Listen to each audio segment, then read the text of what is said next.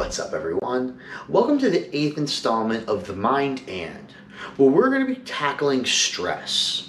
We're going to start with a connotative aspect because just the perception of the word in today's culture makes actually things a lot harder for many people when it comes to making change.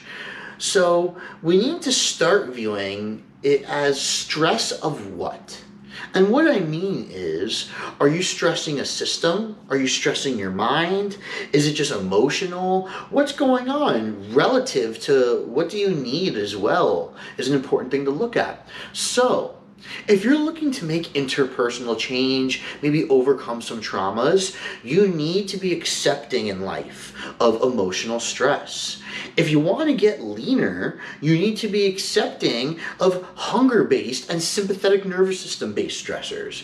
If you want to get bigger and stronger, you need to be comfortable with digestive stressors and muscular stressors. You kind of see what I'm getting at? So, to start eliminating any excess need for emotion related to getting to change in the first place, I believe that we should all start talking about stress in actually a positive light in all means. If you reference the very first video I ever put up, it was for a reason, the risk of learning. And this is predicated on the concept that no signal going through your brain and spinal cord ever meets a null and void means. Meaning that it just goes to somewhere, someone's receiving the signal, and even some small changes happening. And whether it happens consistently or not, it's something that's been analyzed at some point. So everything that you encounter and deal with is making some sort of change in you. There's nothing that you can truly just eliminate. So it's now becoming a talk about being selective with stressors and talking about which ones am I open to and not open to at the moment. We need to also understand that when talking about it, we have a general stress umbrella, which may be arbitrarily, coined in points. Like, I have 100 points of stress to spend today. Now, just like in the dopamine video in the video encyclopedia, the top end of this umbrella is going to buckle down, rain down, I don't know, whatever adjective fits there, into smaller subcategories and domains. And these subcategories and domains all have an individual value system, independent of that singular general stress point. And what I mean is, one general stress point, when it comes to the thing that you love the most in life and you're incredibly passionate about, is nothing. You're much more tolerant to it.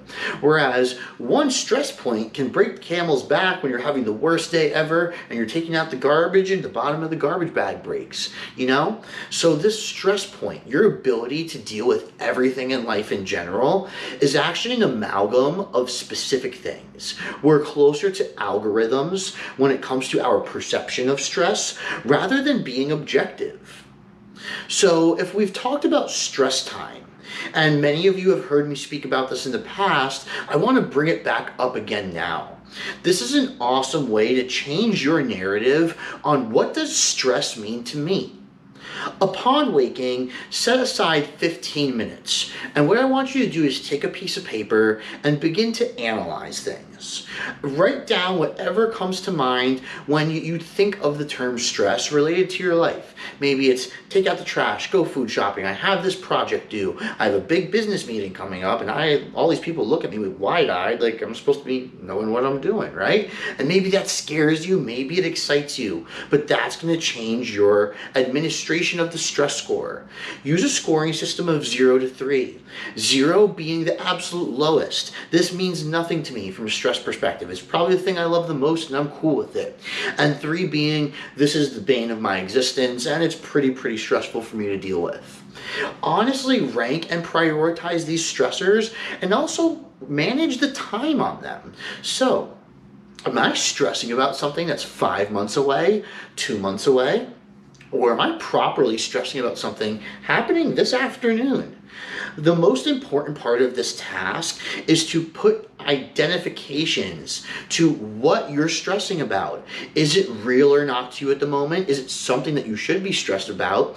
Is it something that you can easily attenuate by just thinking ahead and being proactive?